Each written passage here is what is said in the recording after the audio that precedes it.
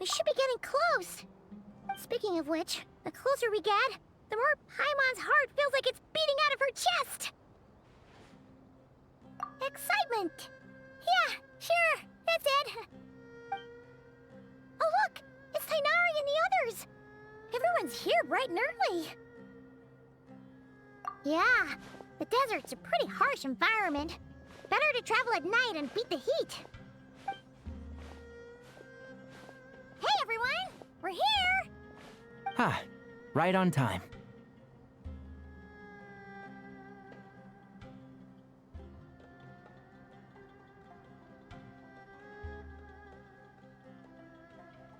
You don't need to worry about me.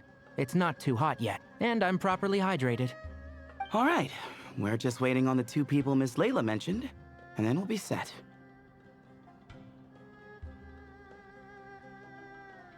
He's staying behind. If we don't make it back after a certain time, he'll be in charge of rescue operations.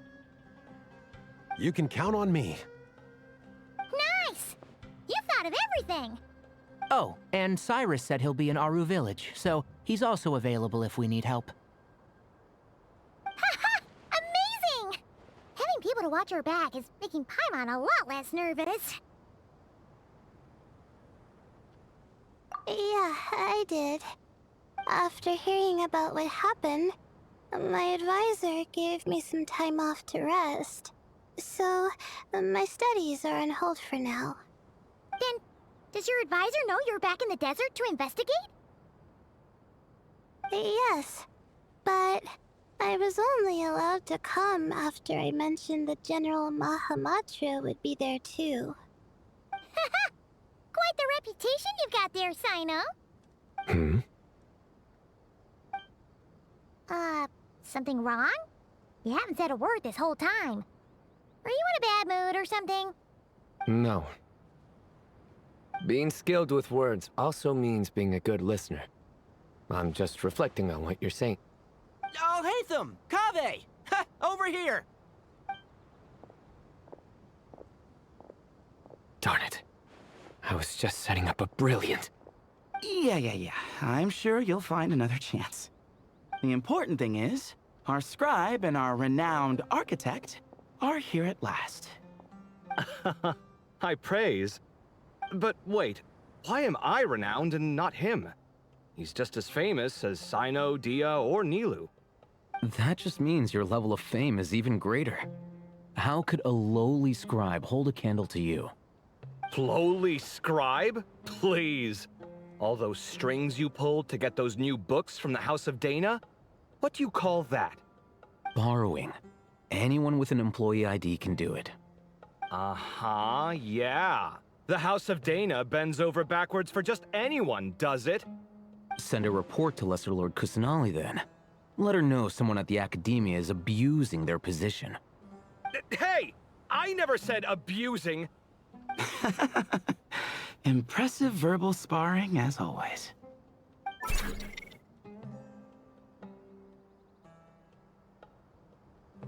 Oh, hello to you too, Marak. Well, looks like your assistant is raring to go, Kaveh.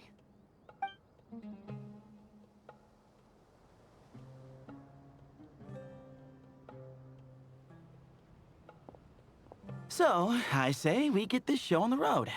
No sense delaying the inevitable. No need. We're in this together, remember? Sure. This is the entrance, yeah? Yes. Perfect. Then, if we're all set, let's get moving.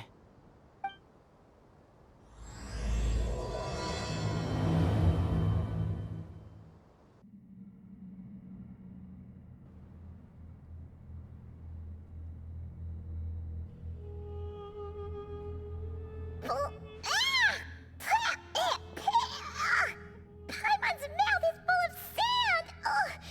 So that's what falling into quicksand feels like?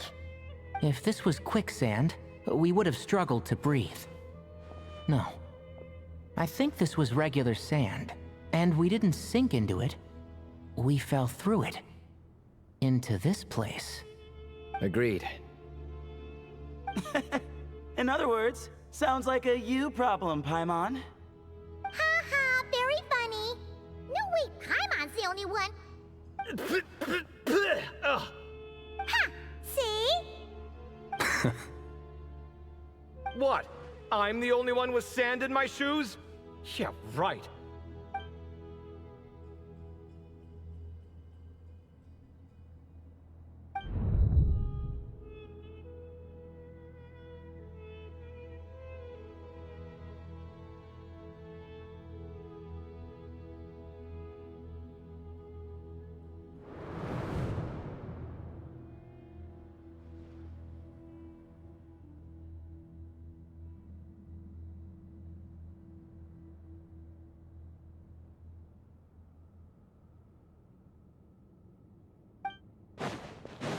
Whoa! There are monsters here?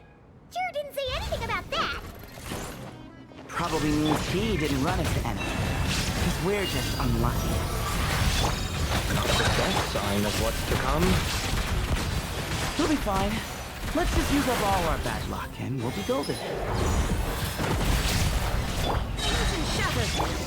Poor lost land.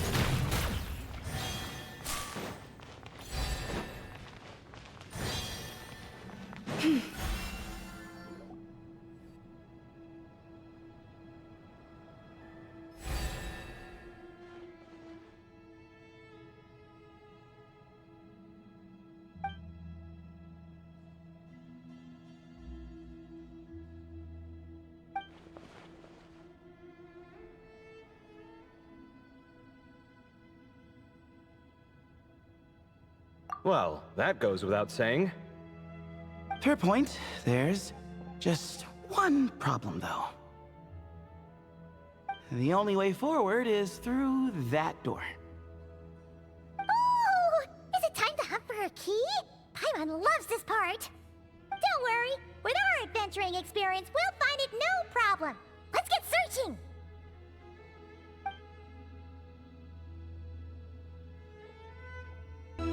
Marak, this isn't really your old home, is it?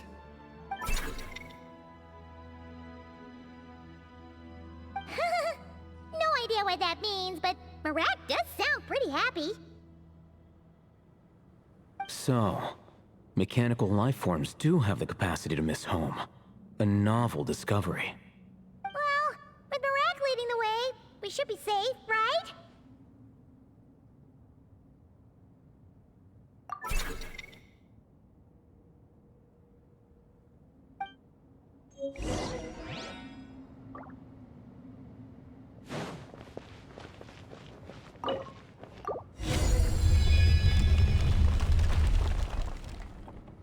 Good thing you decided to join, Kaveh. Otherwise, our investigation would have ended at that door. It was nothing that I did. You should thank Marak instead.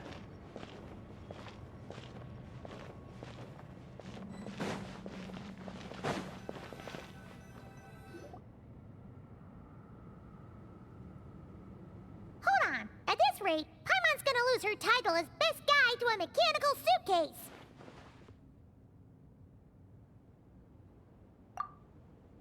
Aw, thanks.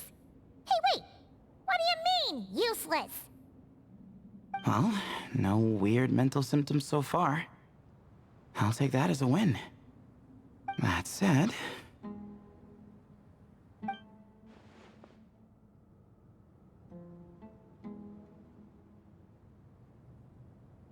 There are 3 doors here. So, we split up. Divide and conquer. Otherwise, this whole thing is in ruins. No pun intended on that last part. I swear. Yeah, that might be our best option. Good idea. And the minute things go south, we go back the way we came. Ooh, this is getting exciting! So, who's teaming up with who? Paimon calls dibs on the Traveler!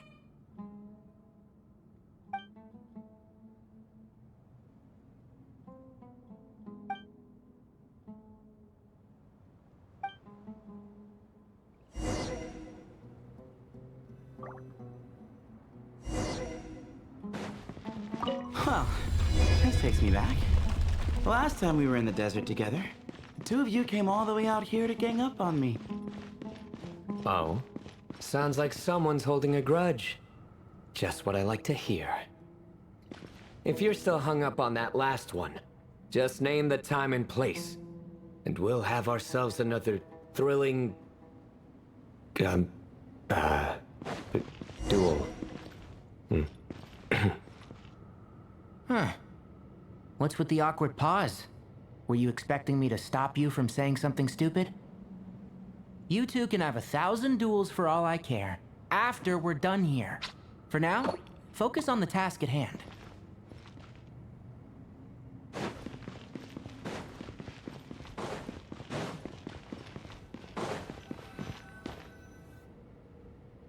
This chamber is huge. I can't even imagine what it's used for. Oh. What's wrong? I seem to have stepped on some kind of stone slab. Huh. There's a pattern on this, but it's hard to make out with all the dust. Huh? Look! The shape seems to match the markings on the ground over there. Let's slot it in and see.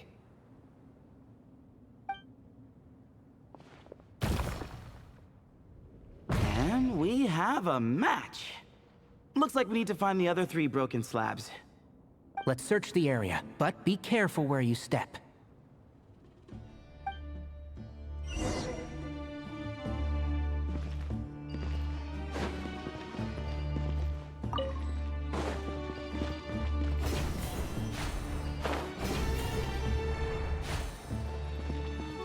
Ooh, got one.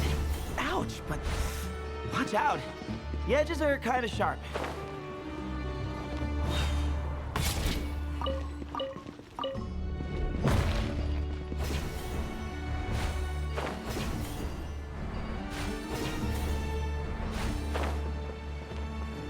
Got the 3rd piece.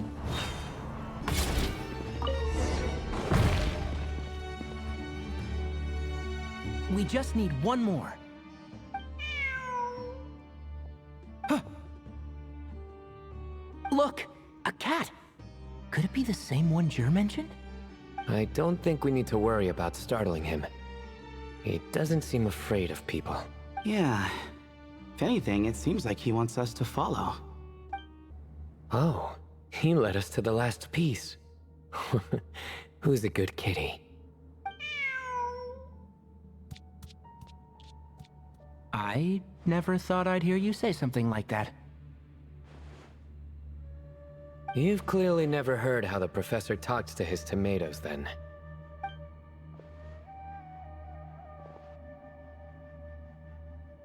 Alright, well, that's that. Now, we need to figure out how to get rid of all this dust. Behold, the great Vayu Viastra. Be honest. You've been waiting to say that for how long now? Just activate the mechanism. Huh. It worked. It's a picture of... 3 Hermanubises? That can't be right. The ears aren't vertical. Oh, true. And the looks fall short. My hat is much better looking.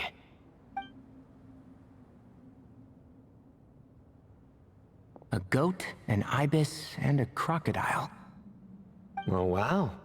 Our botanist knows more than just plants. Riveting observation. I was just thinking. These 3 figures look a lot like the 7 pillars of King Deshret. That's right. These are our colleagues.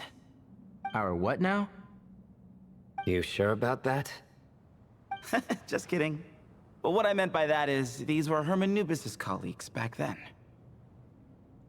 The middle one is the Goat King Hereshef, Minister of Ministers, the god Amun's most trusted chancellor. Records say he was the deputy king of the Desert Sands, chief among the 7 pillars. Someone even more impressive than Hermanubis? I wonder if that ever got his goat. Sorry, couldn't resist.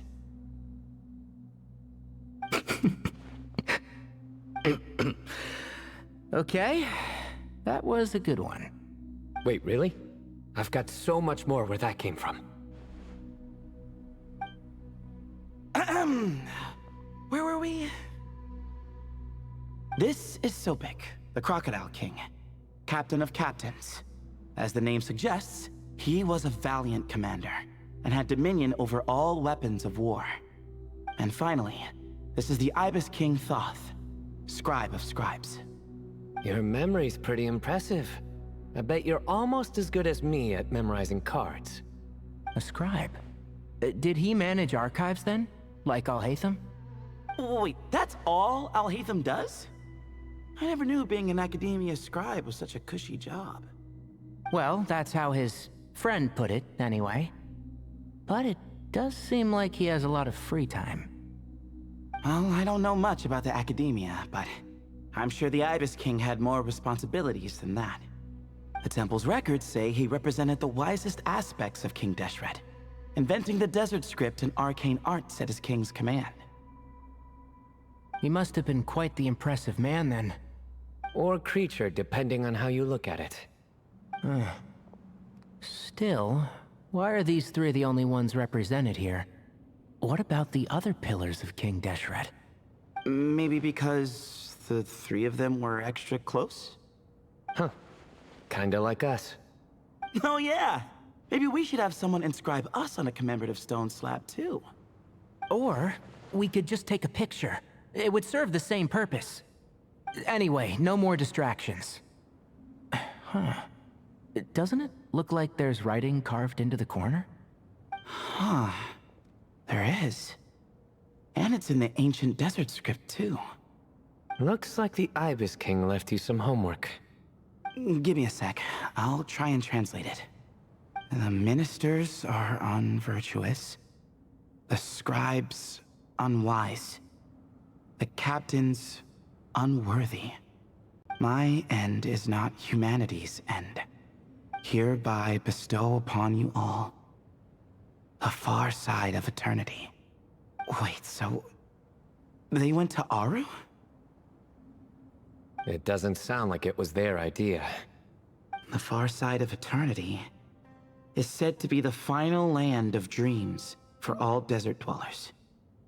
But if such a place did exist, wouldn't it also be an inescapable prison? Yes, and based on the writing here, it's clear King Deshret wasn't pleased with these three.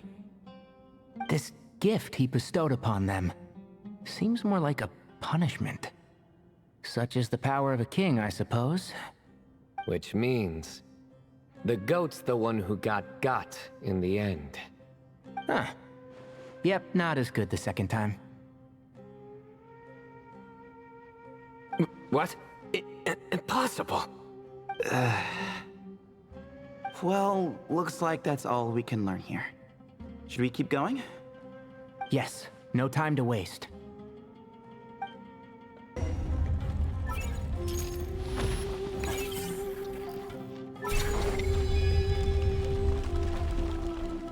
Jeez, who knew a suitcase could be so fast?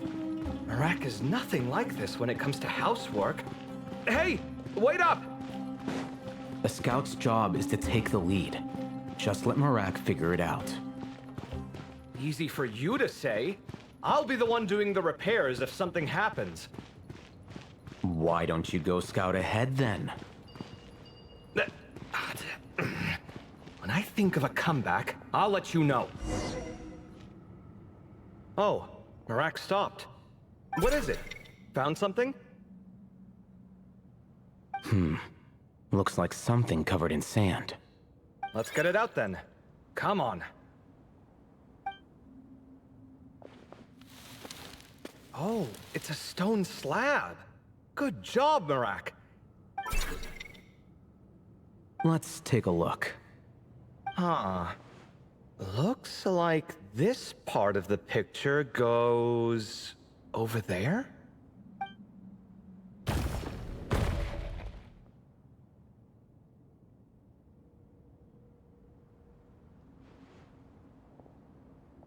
In that case, there must be other pieces.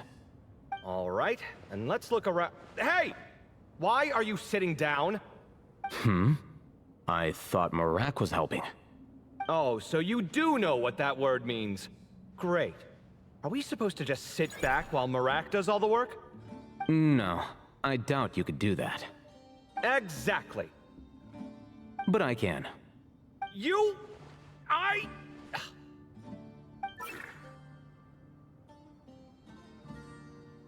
See? It's all coming back to me. How insufferable it is to work with this no-good, do-nothing...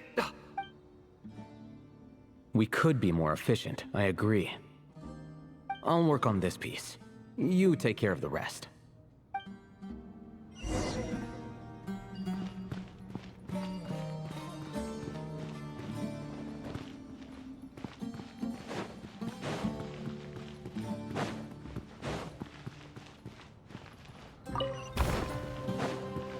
Found one!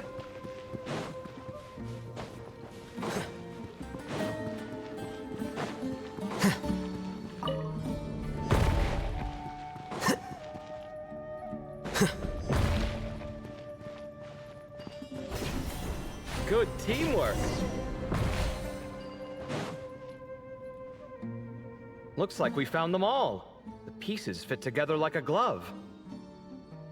But we can't see what's on them. Turn around. Huh? Look. Oh, I've seen this before. It can create strong winds. Just what we need to clean off the slab. Come on, let's... Hey! Don't worry about me. If I sit here, I won't be in the way. Oh, you don't want to be in the way? Then sit right in front, so the device can blow you straight back to Sumeru City.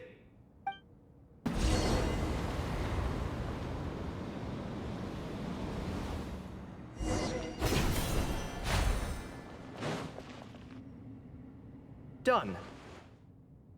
Huh. That's one big cat.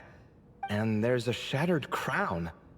I think it's depicting some kind of story. Look, there's writing too. The Ibis King answered the young noble, granting him the wisdom he sought. But the fragile crown was shattered by lies in the end. Here I leave the name, Gudar's. Gudar's? I've seen that name in a history book before. He was a young noble who sought to save his realm, and a king who once united the desert. That's right. Although his methods were rather shameful. During his long reign, he betrayed his family and the nobles who supported him, only realizing the error of his ways after his enemies left him nowhere to turn. But by then, it was too late. Seems like a common occurrence across history. Different people, same mistakes. It's an inevitable pattern, destined to repeat itself.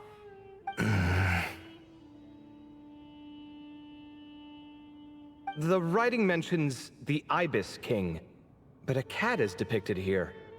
Does that mean... So far, what's depicted on the slab seems true to history. In which case, this cat is either a proxy for the Ibis King or a manifestation of said king himself. Exaggeration is a common method ancient records use to highlight a being of higher status. And as we know, Layla and Jur both heard the sound of a cat while escaping the ruin. You're saying the Ibis King, one of the legendary 7 pillars of King Deshret, is here, still helping those in need? I'm saying we can't rule it out.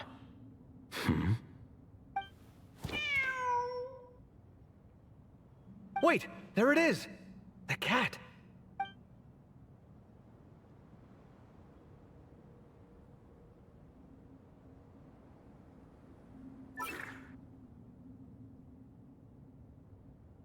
Ah! Marak went after him! The cat's showing us the way forward. Come, let's follow. Okay.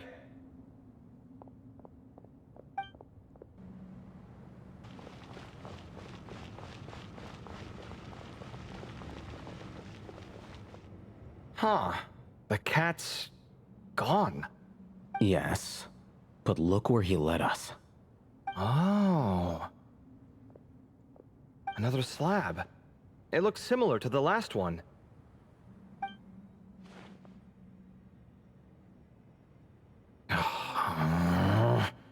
Oh, by all means, take your sweet time. Wouldn't want you to overexert yourself.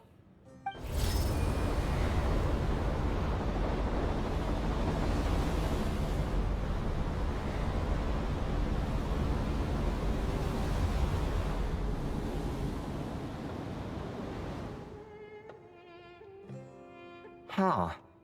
The scene depicted here... Seems to be a different tale. The Ibis King answered the Jinn-blooded dancing girl, granting her the wisdom she sought. But enemies plotted to kill her close kin. Snake venom was her self-chosen end. Here I leave the name. Makaira. The Temptress of Woe? You've heard of her? Of course. I don't just sit around doodling all day. She's mentioned in tons of papers about the desert. As I recall, she was given as a gift to the Tyrant King of Gurabad, and later seized the opportunity to kill him. After getting her vengeance, she reigned as queen for many years, until her enemies attempted a coup, and she took her own life. That's more or less the version I've read as well. It seems this queen also had dealings with the Ibis King.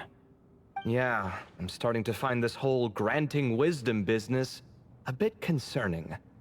I mean, considering how Gudars and Makaira ended up, it might not have been a good thing.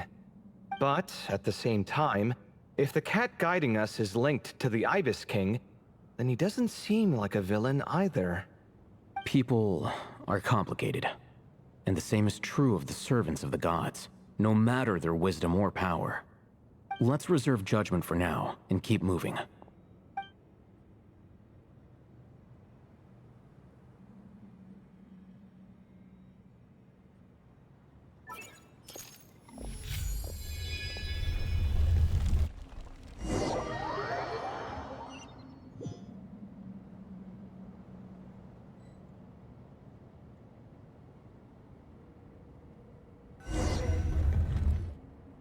Oh, Paimon meant to ask earlier. Have your memories come back, Layla? No, sorry. To be honest, nothing about this experience feels familiar. Besides, my focus is the stars, so I don't spend a lot of time exploring ancient ruins. Guess that makes us the senior researchers in this scenario. Stick close, all right, Layla? Okay. Wow. What a tall ceiling. Yeah. But for such a big place, it's so empty. Like no one ever lived here. Sure must have been boring to live in ancient times, staring at ceilings all day. Now that you mention it, I've heard some people used to draw star maps on their vaulted ceilings. Some might even make them transparent to better observe the movement of the stars. It sounds so nice. Stargazing from the comfort of your own home. Wait a second. I think I see something up there. Huh? How is Paimon supposed to do that? Oh, right. Flying. Duh. Alright. Sit tight, everyone. Adventurer Paimon will be right back.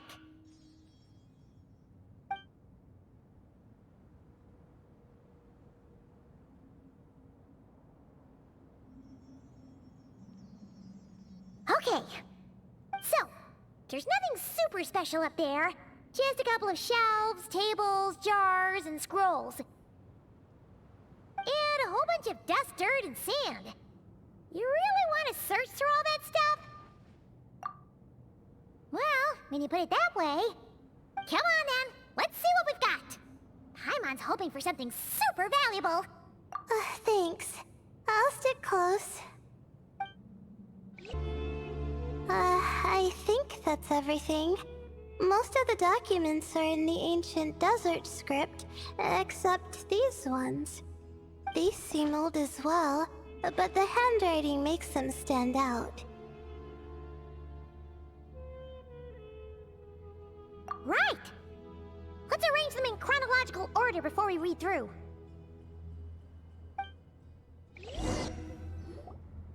Okay, now let's take a look.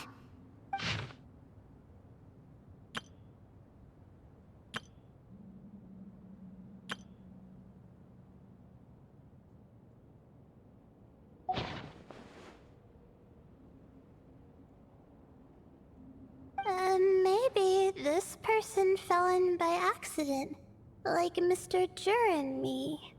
Yeah, maybe. But they don't sound super worried about their situation. So, either this person's an ace adventurer, like the Traveler, or some kind of super optimist. An optimist, huh? Oh, I wish I could be that sort of person. That's right! You're detailed and passionate. Great qualities for an adventuring buddy. This optimist seems super obsessed with exploring every corner of this place. That could have gotten them in big trouble for all we know. Well, I appreciate the compliment. It's almost magical how words like that can make you feel like you can do anything.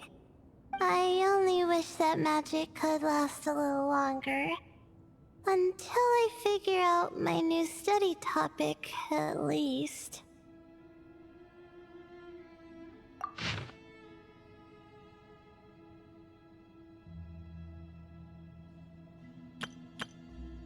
Oh, looks like you were spot on, Paimon. See? Told ya! That's what happens when you don't think things through. And all this talk about seniors and juniors, he was a student just like you, Layla. Whew, he sure talks a big talk for a student, though. You'd think he was some kind of old scholar instead. Huh. What is it? Did Paimon say something wrong? No, not at all. I was just thinking, and this might sound rude, but the way this person speaks is just so... you notice too.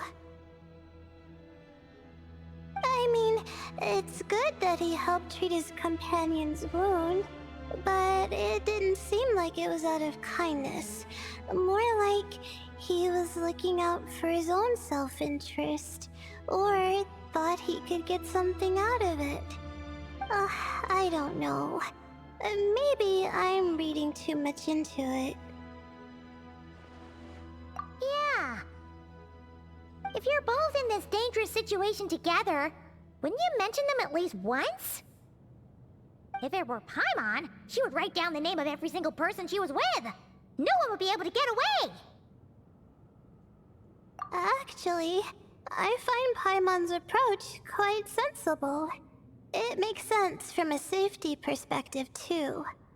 That way, if anyone came to the rescue, the notes would be able to tell them everything they needed to know. Whoa! That's genius-level thinking! Well, I learned that from Madame Farazan, actually. I'm not speaking from personal experience or anything. Oh, no! I'm just a student. It's fine! You taught us something, so you're our teacher. Simple as that. Anyway, from the looks of things, the student who left these notes behind was pretty weird. Let's keep reading.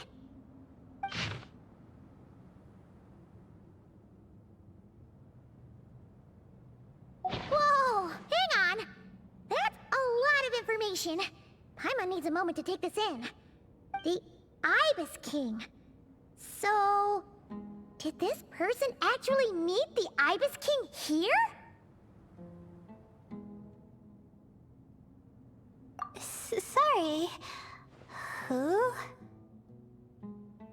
Jeez, not teasing her, Traveler. You know she was asking about Nefer. Anyway, Nefer's, a friend of ours. And she's mentioned the Ibis King before, but not in much detail.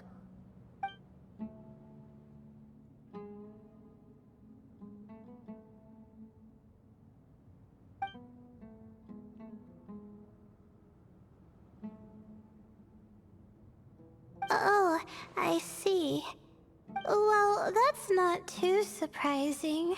Most people in Sumeru know about King Deshret, and most in the academia have at least some knowledge on the Seven Pillars. Legend has it, King Deshret ruled the desert at the head of several wise retainers, guiding their people to pursue the limits of wisdom. He also left behind treasures for future generations, which continue to be relevant in nearly every research discipline. Now, this message indicates this student and his senior were rescued by the Ibis King.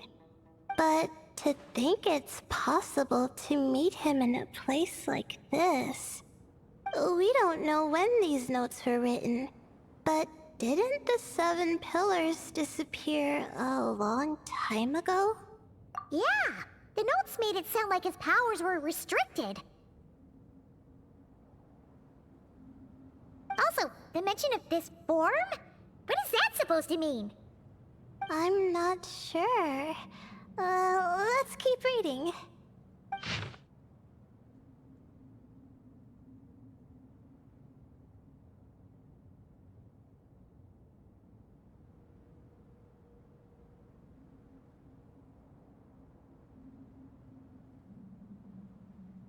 Oh, this is the last page.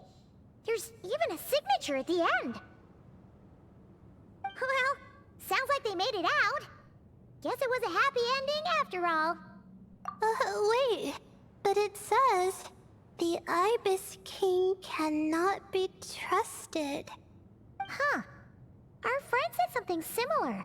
That the Ibis King was a liar. And the notes did make it seem like something wasn't quite right with him. Maybe he wasn't one of the Seven Pillars at all, but some kind of con artist.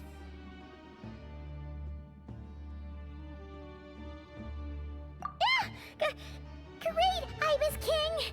If you heard that, Paimon didn't mean it! Please forgive her! Don't trap us here! I think Paimon raises a good point.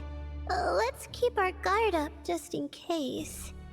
Alright, I think that's all the clues around here. How about we... Oh! It's Marak! That means Kaveh and the others should be around here, right? Hello? Anyone up there? Can you hear us? Yeah, we can! You know, sound travels just fine in an empty chamber like this. You don't have to shout. Of course, if you're shouting to express your excitement at being reunited, by all means, pretend I never said anything. Yelling like this is kinda exhausting. Come on, let's head back down.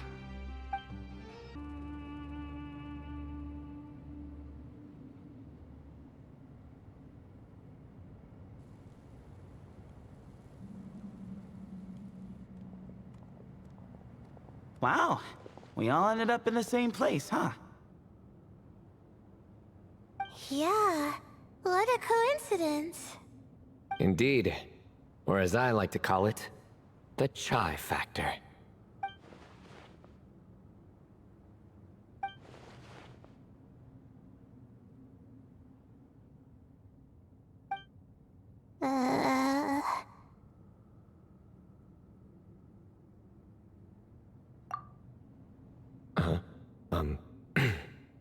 No reply? Just say it. All right. Because it's spice to sweet brew again. Oh, hey, that's a new version. Wait, what? You've never heard that one?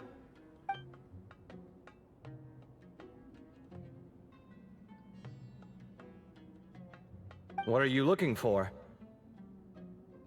A place to sit and read my book. Oh, great. What else is new?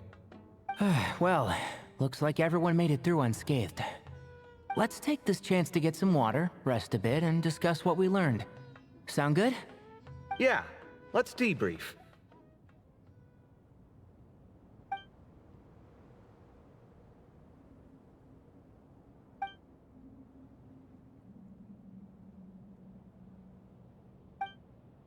Okay, so we all learned a lot, but it feels like we ended up with even more questions. Yeah, but one thing's for sure. This place is tied to the Ibis King in some way. Hey, Cyno. You're the current representative of Hermanubis. Can you call him up for a sec? Of course. Just let me sense his presence.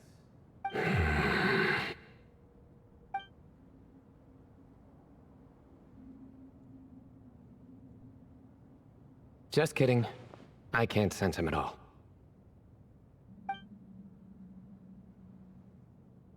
Jeez, Sethos.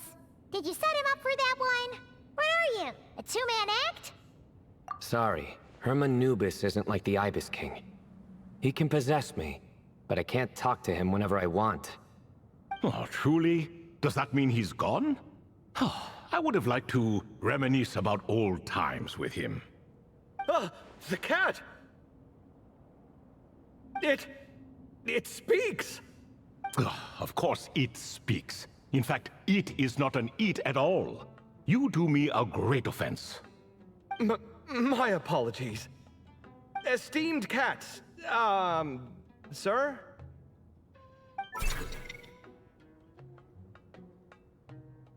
Oh, this little contraption is still here. Contraption? No, this is Marak. Which means you do his assistant a great offense. Huh? Well, I didn't mean... Well, I apologize. I wasn't referring to this Marak, but rather the thing that operates it. King Deshret was quite partial to it. I have forgotten what it was called. It must have had an official name, albeit in the old tongue. Even if I did remember, I would need to translate it into modern language. Ah, it's not important. Marak's a fine name. Even better than the original, if you ask me. Who thought of it? And the remodeling, quite well done indeed. This Marak looks much happier in its current form. Oh, and the components should have model numbers written on them. You can look them up if you're curious. This cat talks a lot. Quite the one-sided conversation. Is this what the Ibis King was like? He seems quite eloquent. I wonder if he plays cards. Ha! I knew Marak was a great name. Go me! Let's see, what page was I on again? Should have brought a bookmark. That all went over Paimon's head.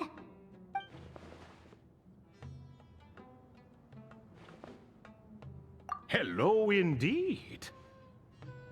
For you to know my name. Yes, I was not mistaken. You are special among your companions.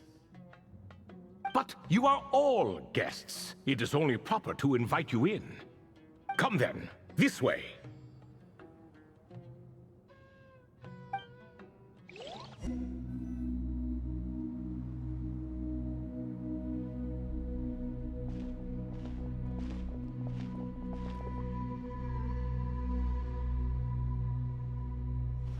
Welcome to my humble abode.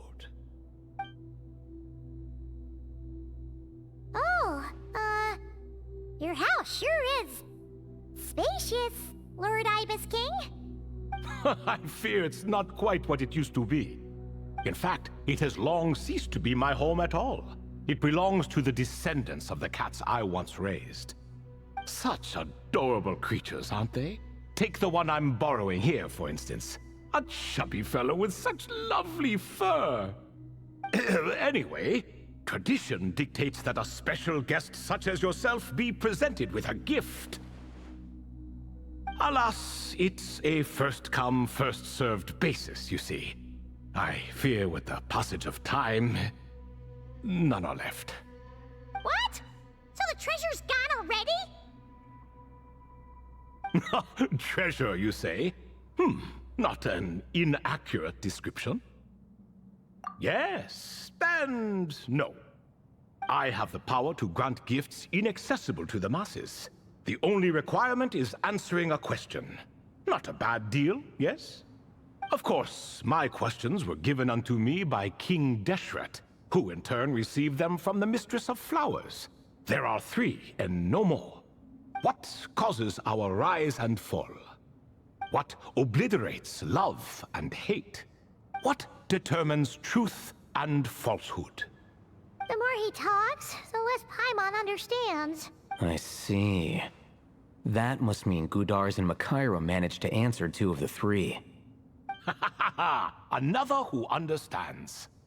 Oh, so that's the event those 2 slabs are depicting. Ah, priests and their records. A singular obsession, and quite boring too. After being imprisoned within Aru, I could, on occasion, take the form of a cat to converse with those around me. But I despised speaking to them. No conversational skills whatsoever. Now, humans like you who stumble in here from time to time, you are much more interesting. Hold on! We're getting off topic again. The 3 questions you just mentioned? What are they for, exactly? Ah, that is a story that begins with King Deshret.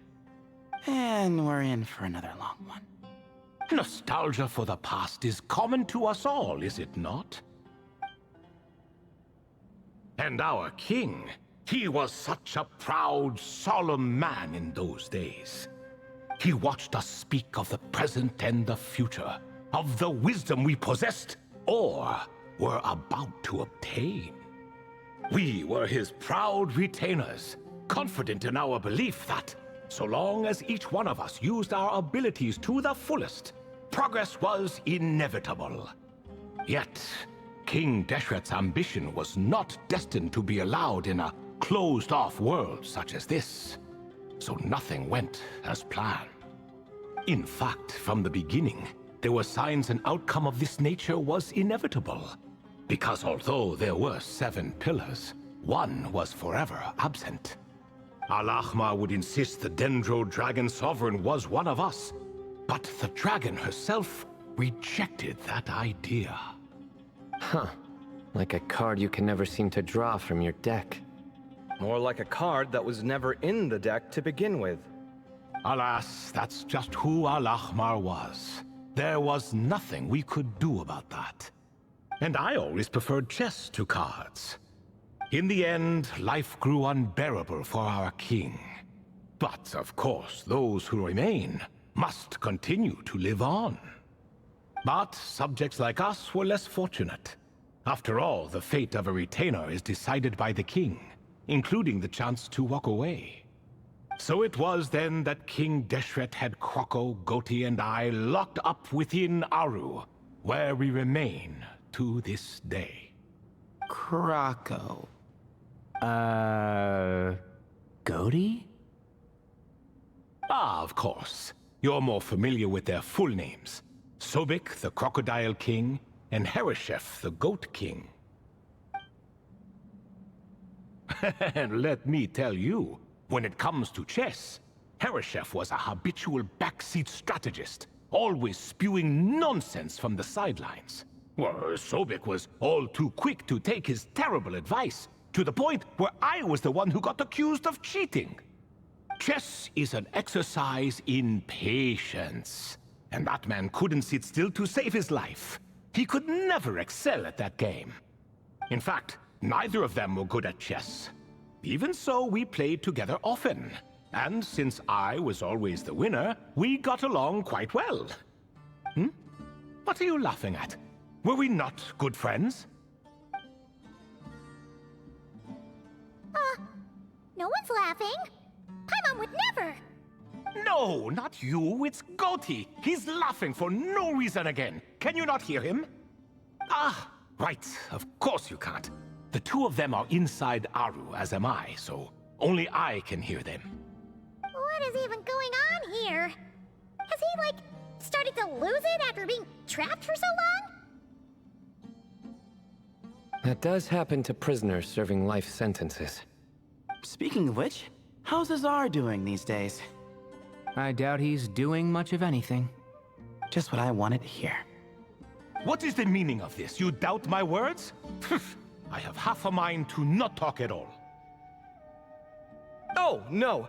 They're not questioning you, Lord Ibis King, just discussing other things. Please, continue.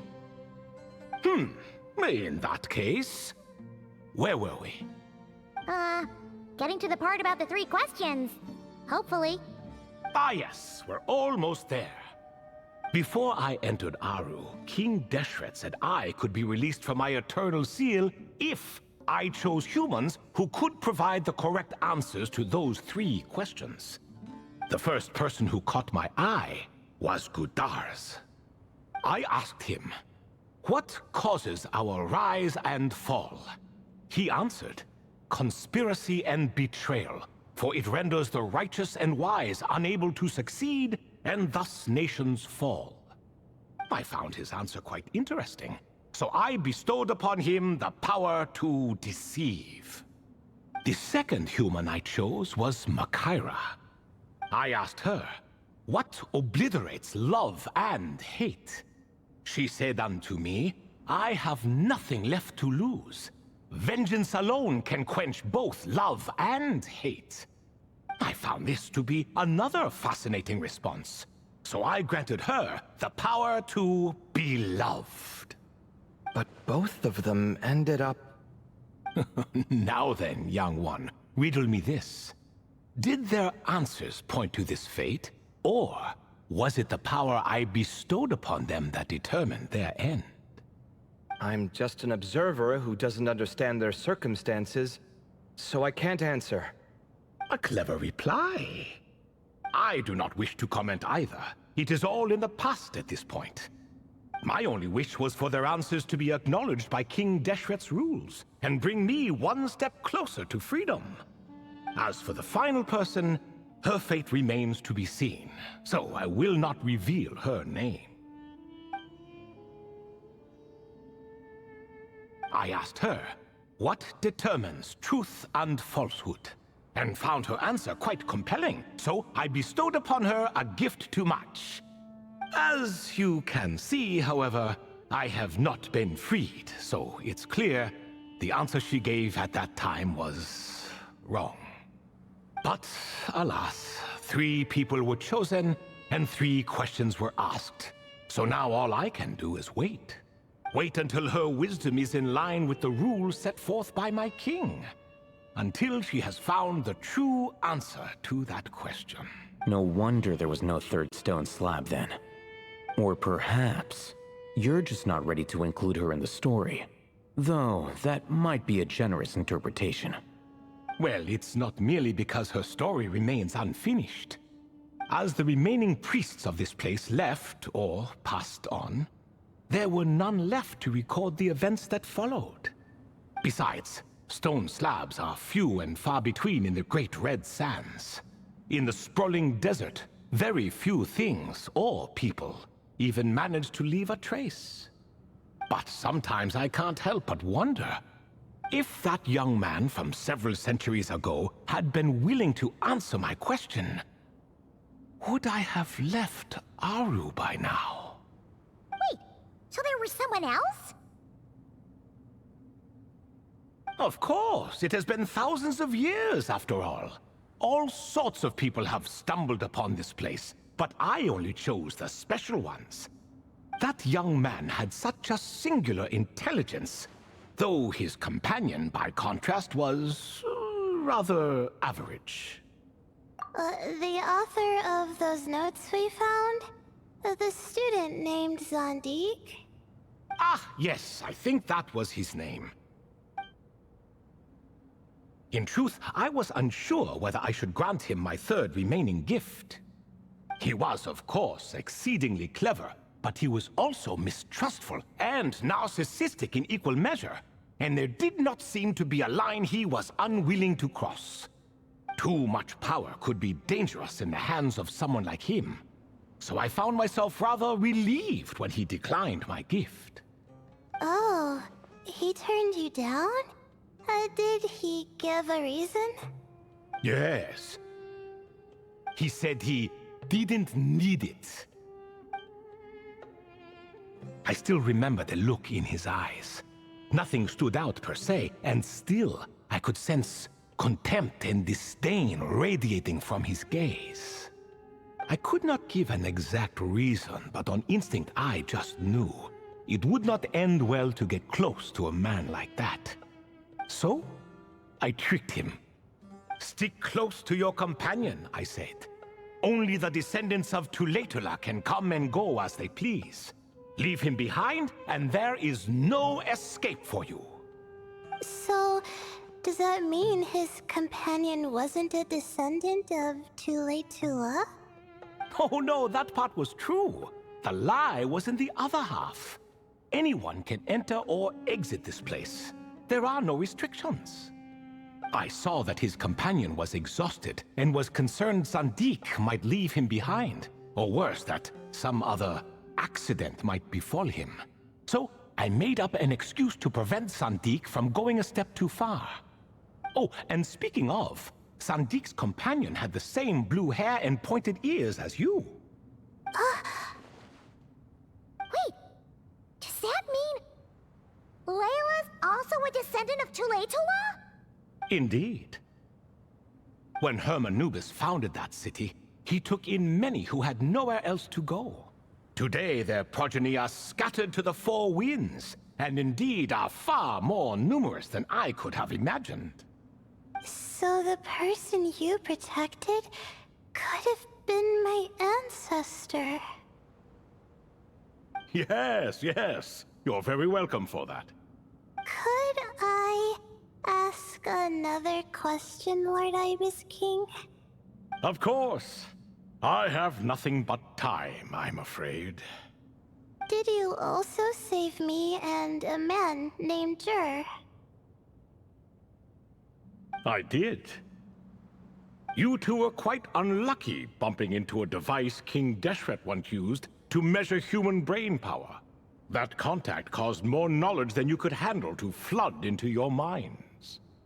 So I replaced that knowledge with simpler, repetitive information. Of course, the side effect being the same thought repeating over and over again in your mind, but that should resolve itself in time. How many moons are there in the sky? Yes, that was the phrase I used in your head. I forgot the other one, though. I believe it had something to do with food. Both were spur-of-the-moment decisions, so no need to dwell on the meaning too much. Oh, I see. Thank you, Lord Ibis King. As I said, young one, you are most welcome. If you're inclined to return the favor, perhaps you could turn off that device so no one else can trigger it? There's only so much a cat's paw can do, so I'm afraid this is something I must leave to you. Oh, splendid! Another one bites the dust. Such is the fate of things here. Day by day, little by little, the remnants of ages past fade into obscurity. For that reason, the gifts of bygone eras, be they tied to your blood or technological in nature, are not to be revered. They are tools, nothing more. Disrespectful? I simply make the most of what I have. Besides, our king has been gone all these years. What good does it do to revere him now? Oh, are you talking to the Goat King again? No, Croco this time.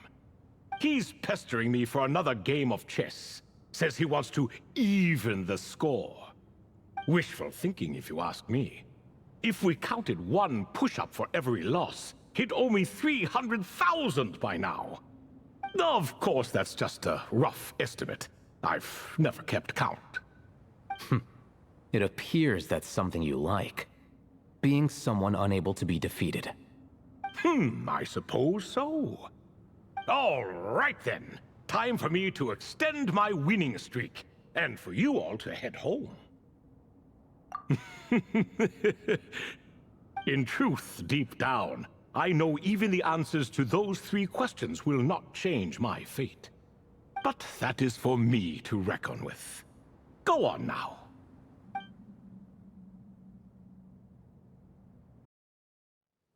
Excuse me, do you even know what time it is? I've harvested 3 crops of tomatoes while you've been gone. You're exaggerating, Professor. I'm making a point. There's a difference. Sincerest apologies for keeping you waiting, Professor Cyrus. See, that's what I call manners. Now, are any of you hurt? Nope. It went way smoother than we expected, actually. I presume the investigation is complete then. Come, tell me all about it. Oh my, did you luck out? If you've read the work from the Vahumana Dashan, you would know that the Ibis King has, well, let's call it a mixed record. Perhaps he softened up a bit in his old age, and that's why he chose to help you. Or perhaps he just didn't have a good enough reason not to help us. See? Marak agrees. How do you even know that's what Marak meant? That could have just been a happy noise. In any case, there's a lot to be happy about. We figured out what happened to Layla and Jur, and there were some unexpected takeaways too. Yeah, I never expected to learn about my ancestry. I've always thought of myself as just an ordinary student. I never would have even considered something like that could be true. Come to think of it, our ancestors might even have been friends at some point. Huh? You're right. Maybe I should take a trip back home to see if I can find any records about that. Oh, I was just throwing that out there. I wouldn't want you to go to the trouble. It's fine. My advisor gave me a break, and I still have a few days left, so... Oh, wait. My study topic. I haven't made any progress at all. No. I need to focus on that instead. Right. Couldn't you help her, Professor? Huh? No, I could never. Me, you say? I'm from the Spatamar Darshan, and I don't think that Nephis or Zahahadi researched the stars. All I have to offer are my homegrown tomatoes. Although I suppose it's not impossible. I can ask a few old friends to recommend some interesting topics. You really don't have to. It sounds like a lot of work. Hardly. A few passing questions while we water the plants? It's no trouble at all. Thank you so much. Of course. Now it's getting late, and you all must be tired. Let's wrap things up here. Some say desert nights are the sun taking mercy on us after the heat of the day. So, let's leave while she still feels merciful.